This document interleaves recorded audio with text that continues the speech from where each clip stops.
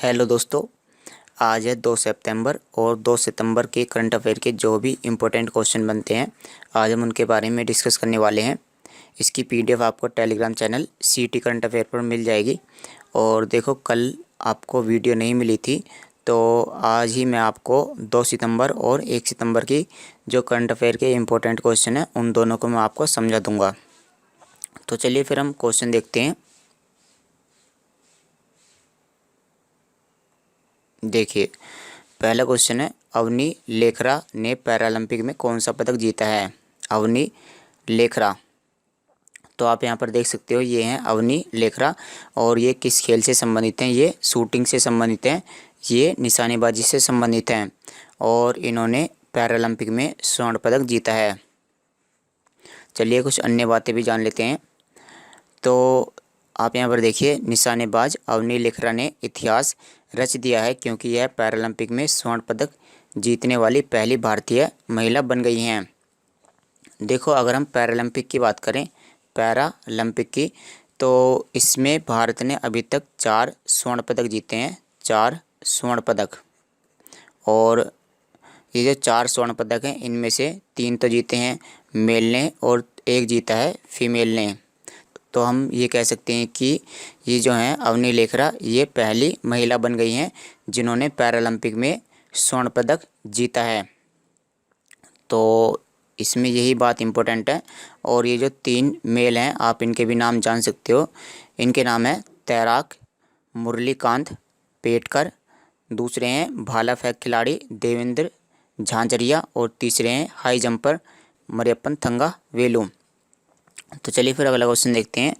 Tokyo Paralympic 2020 में निषाद कुमार ने high jump में कौन सा पदक जीता है।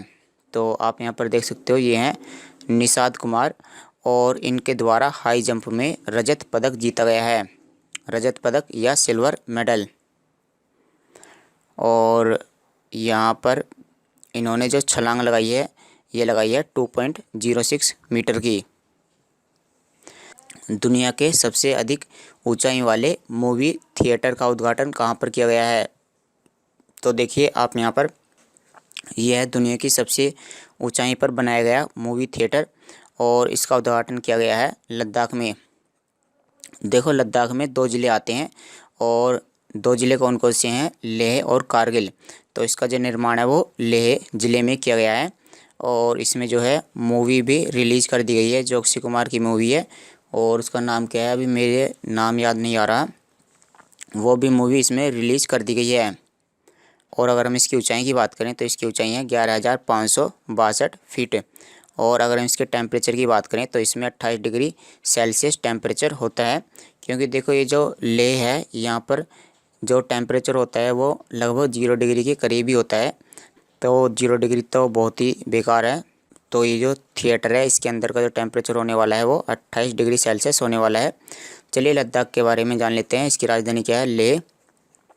और यहाँ के 2 ज़िले हैं लेह और कारगिल। और यहाँ के उपराज्यपाल हैं Radha Krishna Mathur. Army sports institute Pune का नाम बदलकर क्या रखा गया है? देखो, इसका पहले नाम क्या हुआ करता था? Army sports institute. तो इसका जो नाम है अब वो बदल करके नीरज चोपड़ा स्टेडियम रख दिया गया है।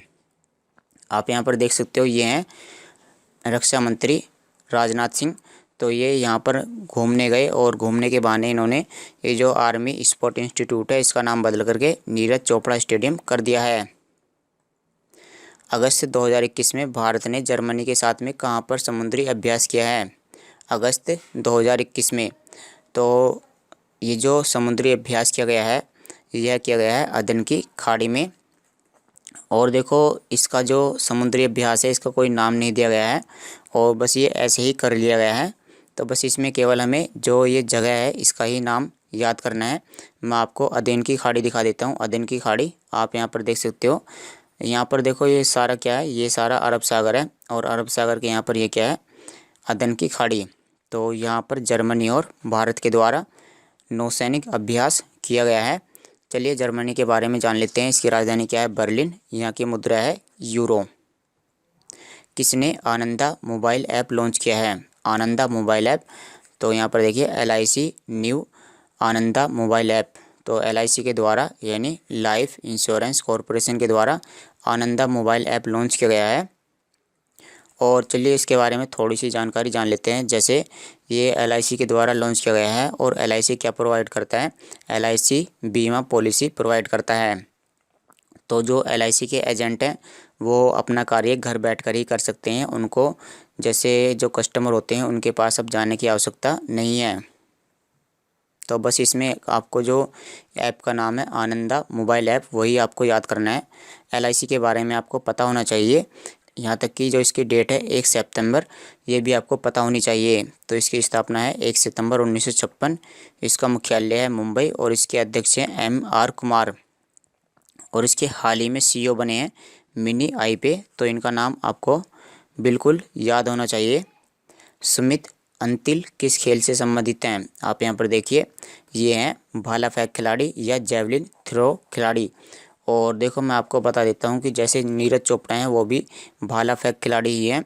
तो उन्होंने टोक्यो ओलंपिक में स्वर्ण पदक जीता है। उसी की तरह इन्होंने भी, सुमित अंतिल ने भी टोक्यो पैरालंपिक में स्वर्ण पदक जीता है।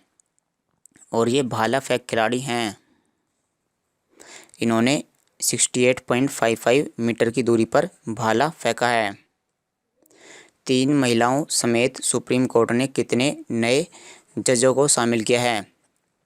तो आप यहाँ पर देख सकते हैं, यहाँ पर हैं ये 3 महिलाएं और 3 महिलाओं समेत सुप्रीम कोर्ट ने हाल ही में 9 जजों को शामिल किया है।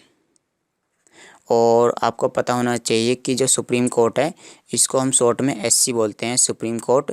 और इसका दूसरा मतलब भी हो सकता है, SC का मतलब शेड्यूल कास्ट भी बोल सकते हैं हम। तो जो SC होता है, सुप्रीम कोर्ट होता है, उसमें कितने टोटल जज होते हैं? उसमें 33+1 जज हैं फ़िलहाल में।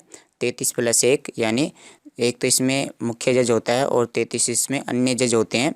तो ये जो 33 जज हैं इन्हीं की हाल ही में नियुक्ति की गई है, 33 में से 9 जजों की। तो चलिए फिर हम इसमें जो सुप्रीम कोर्ट है इसके बारे में कुछ महत्वपूर्ण बातें जान लेते हैं। जैसे कि इनकी जजों की नियुक्ति की गई है, तो नियुक्ति कौन करता है? इनकी नियुक्ति की गई है राष्ट्रपति के द्वारा। नियुक्ति तो की गई है राष्ट्रपति के द्वारा। और अगर हम शपथ की बात करें, शपथ, तो शपथ किसने दिलाई है? जो यहाँ के मुख्य न्यायाधीश हैं, जो भारत के सुप्रीम कोर्ट के मुख्य न्यायाधीश हैं, उनका नाम क्या है? NV Ramna, NV Ramna. तो इनके द्वारा इनको शपथ दिलाई गई है। तो ये क्वेश्चन आपको पता होना चाहिए, ये क्वेश्चन पॉलिटिक्स से संबंधित है। और अगर हम सुप्रीम कोर्ट की स्थापना की बात करें तो इसकी स्थापना 26 जनवरी 1950 में हुई थी। और ये कहाँ पर स्थित है? यह है नई दिल्ली में स्थित है। और जो सुप्रीम कोर्ट के जो जज होते हैं इनका कार्यकाल होता है 65 साल तक। इनकी कोई न्यूनतम आयु नहीं होती कि जैसे 35 साल या 50 साल होने पर ये सुप्रीम कोर्ट में जज बन सकते हैं। तो इनकी कोई न्यूनतम आयु नहीं होती है। North eastern region district SDG index report किसने जारी किया है? आप यहाँ पर देखिए, नॉर्थ ईस्टर्न रीजन यानी उत्तरी पूर्वी क्षेत्र। उत्तरी पूर्वी क्षेत्र का मतलब देखो, उत्तरी पूर्वी क्षेत्र में 8 राज्य आते हैं, 8 राज्य आते हैं। तो आपको इनके बारे में पता होगा। तो इसके बारे में ही यहाँ पर चर्चा की गई है। तो इन 8 राज्यों के जो ज़िले हैं, 8 राज्यों के जो ज़िले हैं इसमें उनके बारे में चर्चा की गई है। और अब यहाँ पर SDG इंडेक्स, SDG का मतलब क्या होता है? SDG का मतलब होता है सस्टेनेबल डेवलपमेंट गोल्स। तो ये जो इंडेक्स दिया गया है यह इन राज्यों के जो ज़िले हैं उनको दिया गया है। और ये जो इंडेक्स है यह किसने दिया है? तो क्वेश्चन ये है, तो ये जो इंडेक्स है यह नीति आयोग ने दिया है। तो ये जो क्वेश्चन है ये इसी तरह से आएगा कि NER district SDG index report किसने जारी किया है? तो यह नीति आयोग ने जारी किया है। और इसमें जो सबसे अच्छा ज़िला है, जो सबसे सर्वश्रेष्ठ ज़िला है वो कौन सा है, उसका भी नाम हम देख लेते हैं। तो इसमें जो बेस्ट ज़िला है वो है सिक्किम का। और सिक्किम का ज़िला कौन सा है? पूर्वी सिक्किम ज़िला। यहाँ पर जो ज़िले का नाम है वो क्या है? पूर्वी सिक्किम ज़िला। यह सबसे बेस्ट ज़िला है जिसने बेस्ट प्रदर्शन किया है। और अगर हम दूसरे स्थान पर बात करें तो इसमें दूसरे स्थान पर 2 ज़िले हैं, गोमती और उत्तरी त्रिपुरा। ये दूसरे स्थान पर है, पहले स्थान पर है पूर्वी सिक्किम जिला। तो आपको तो केवल ये जो पूर्वी सिक्किम जिला है ये आपको याद होना चाहिए, बाकी इनकी याद करने की आवश्यकता नहीं है। फिर भी यहाँ पर देखिए तीसरे स्थान पर कौन है, पश्चिमी त्रिपुरा, तो ये है तीसरे स्थान पर। और यहाँ पर अगर हम सबसे लास्ट की बात करें तो नागालैंड का जिला है की फायर, तो ये जो जिला है नागालैंड का ये सबसे लास्ट में है। चलिए नीति आयोग के बारे में आपको पता होना चाहिए, इसकी फुल फॉर्म क्या है, national institution for transforming India आयोग, national institution for transforming India आयोग। इसकी स्थापना 1 जनवरी 2015 में प्रधानमंत्री नरेंद्र मोदी के द्वारा की गई थी और इसके वर्तमान में सीईओ कौन है, अमिताभ कांत। इसके अध्यक्ष हैं प्रधानमंत्री नरेंद्र मोदी और इसके उपाध्यक्ष कौन है, राजीव कुमार, और इसका मुख्यालय नई दिल्ली में स्थित है। माई पैड माई राइट परियोजना किस राज्य की सरकार ने शुरू की है, माई पैड माई राइट, तो ये जो योजना है यह है त्रिपुरा की सरकार के द्वारा शुरू की गई है। और यहाँ पर देखिए ये हैं वित्त मंत्री निर्मला सीतारमन, ये त्रिपुरा की यात्रा पर घूमने गई और उन्होंने घूमने के दौरान ही ये जो परियोजना है माई पैड माई राइट इसका उद्घाटन कर दिया है। तो इसका उद्देश्य जान लेते हैं, ये जो योजना है इसका उद्देश्य क्या है। इस परियोजना का उद्देश्य है कि जो महिलाएं हैं उनको वित्तीय सहायता प्रदान की जाए, वित्तीय सहायता। त्रिपुरा के बारे में जान लेते हैं। त्रिपुरा की जो स्थापना हुई थी वो हुई थी 21 जनवरी 1972 में। देखो यहाँ पर ये जो जितने भी सारे के सारे ये राज्य हैं, ये सारे के सारे सबसे पहले क्या थे, ये असम थे। असम से ही टूट टूट करके ये राज्य बनते चले गए। सबसे पहले यहाँ पर क्या था, सबसे पहले ये था इस तरह से सारा का सारा असम से ही ये राज्य अलग होते चले गए। तो जो त्रिपुरा है इसकी स्थापना 21 जनवरी 1972 में हुई थी और इसकी राजधानी है अगरतला। यहाँ के मुख्यमंत्री हैं विप्लव देव और यहाँ के राज्यपाल हैं सत्यदेव नारायण आर्य। भारत सरकार ने देश के पहले क्वांटम कंप्यूटर सिम्युलेटर टूलकिट को लॉन्च किया है। इस टूलकिट का नाम क्या है, देखो क्या लॉन्च किया है, क्वांटम कंप्यूटर सिम्युलेटर टूलकिट। तो ये जो टूलकिट लॉन्च किया है इसका नाम है क्यूसिम।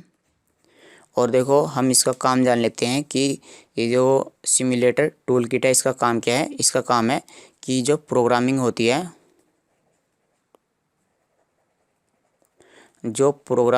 है, उसके बारे में ये नॉलेज प्रोवाइड करेगा। तो आपको प्रोग्रामिंग के बारे में नहीं पता होगा, तो प्रोग्रामिंग होती है जिस तरह से जो प्रोग्राम बनाए जाते हैं कंप्यूटर के अंदर, तो इस तरह से ये जो टूल किट है वो प्रोग्रामिंग को समझने में सहायता करेगा। तो बस केवल आपको इसका नाम पता होना चाहिए, बाकी इसमें कोई भी चीज़ जानने की आवश्यकता नहीं है। ओडिशा सरकार द्वारा निम्न में से किस खिलाड़ी को बीजू पटनायक खेल पुरस्कार प्रदान किया गया है।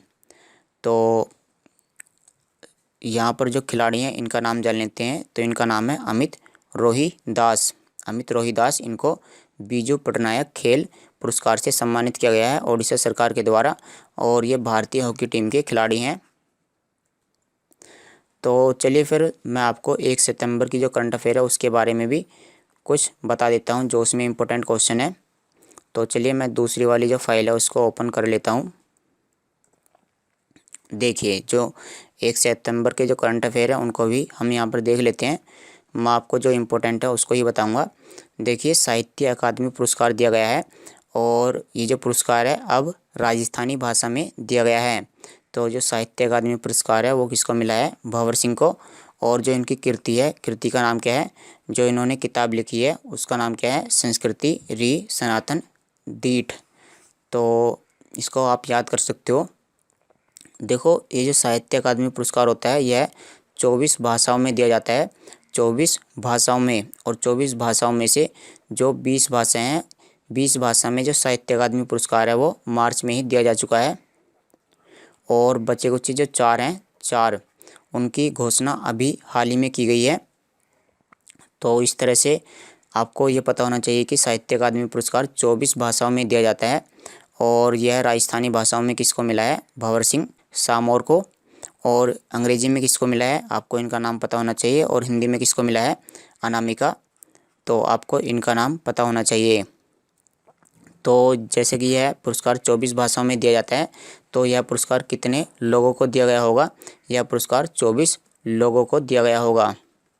तो ये जो 24 लोग हैं इनका तो नाम हम याद नहीं कर सकते, हम इंग्लिश, हिंदी और ये जो सेपरेट अलग दिया गया है राजस्थानी भाषा, तो इनका नाम हम याद कर सकते हैं। आप केवल इन तीनों का नाम ही याद कर लीजिए। तो एक अभ्यास है, एक एक्सरसाइज है जिसका नाम दिया गया है गांडीव। तो क्वेश्चन ये है कि ये जो गांडीव अभ्यास है किसने किया है? यह अभ्यास किया है एनएसजी यानी नेशनल सिक्योरिटी गार्ड। तो इसमें और भी कोई भी आवश्यकता नहीं है, केवल आप इसका संस्करण याद कर लीजिए। इसका संस्करण हुआ है 3रा। एनएसजी के बारे में जान लेते हैं। तो इसकी स्थापना 1986 में हुई थी और इसका मुख्यालय नई दिल्ली में स्थित है। और इसके महानिदेशक कौन है? एम.ए. गणपति। ITTF चेक अंतर्राष्ट्रीय ओपन पुरुष एकल का खिताब किसने जीता है? तो वैसे तो ये जो खिताब है यह जीता गया है जी साथियान के द्वारा।